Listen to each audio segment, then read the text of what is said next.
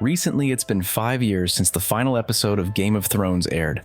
Only after these 5 years, David Benioff and D.B. Weiss have commented for the first time on what happened behind the scenes and revealed the original ending of the series that they proposed to HBO after the 6th season. You might be surprised, but it could have been even worse than what we ultimately got.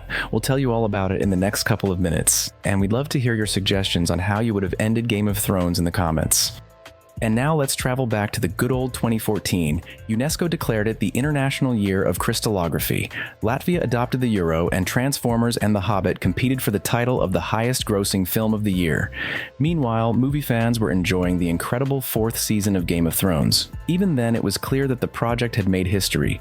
It was also when the first conversation took place between the HBO showrunners and George R.R. Martin, a conversation that would foreshadow the eventual downfall. The question was, what's next? George R.R. Martin's position was that the show needed 10 to 13 seasons. The showrunners argued that 7 was the maximum to avoid viewer fatigue. HBO sided with Martin as they understandably wanted to prolong the hype. At this point, fans usually take the writer's side and blame Benioff and Weiss for wanting to end the series quickly. But here's the key detail. In 2014, there were exactly 5 books published. The latest one, A Dance with Dragons, had already been partially covered in the 4th season.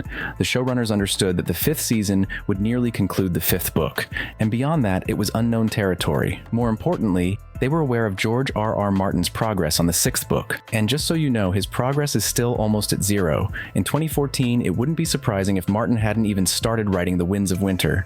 In this light, the meeting between HBO, the writer, and the showrunners looks different. Everyone understood that after the 5th season, they would have nothing to work with, and, most likely knowing the internal situation, they realized that Martin might not finish the book until around 2030.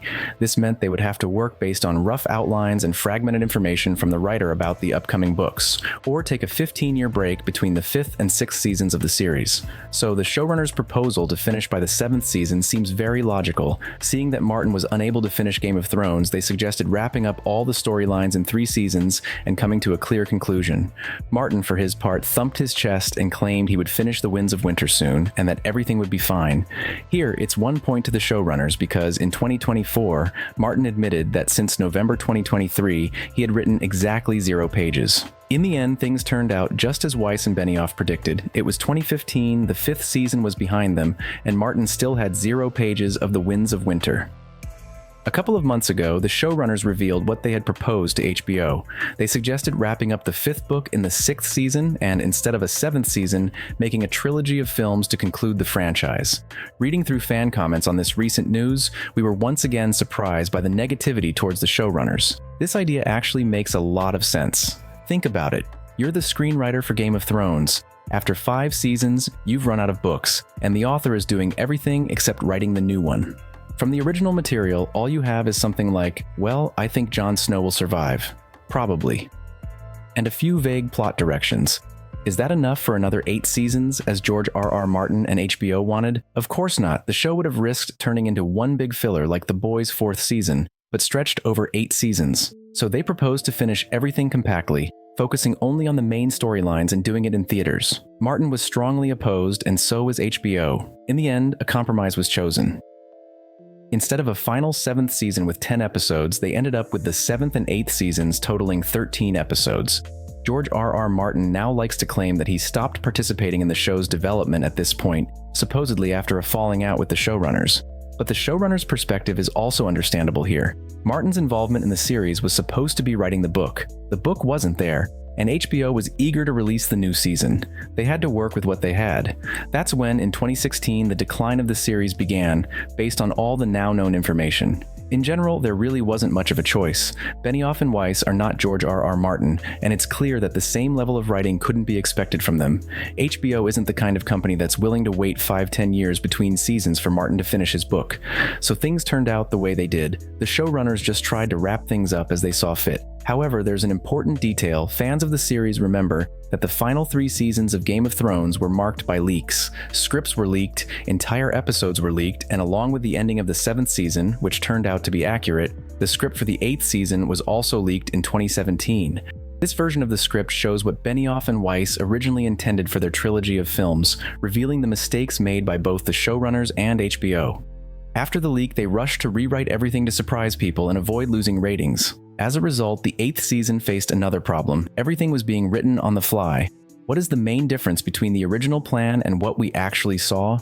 For convenience, let's go through the characters. The key change is Daenerys. As Martin hinted at 1,000 times, in the original script, she had to make a tough choice during the childbirth of Jon Snow's child. Daenerys was faced with the fact that either she or the child would survive. Daenerys chose the child, named her daughter Lyanna after Jon Snow's mother, and died.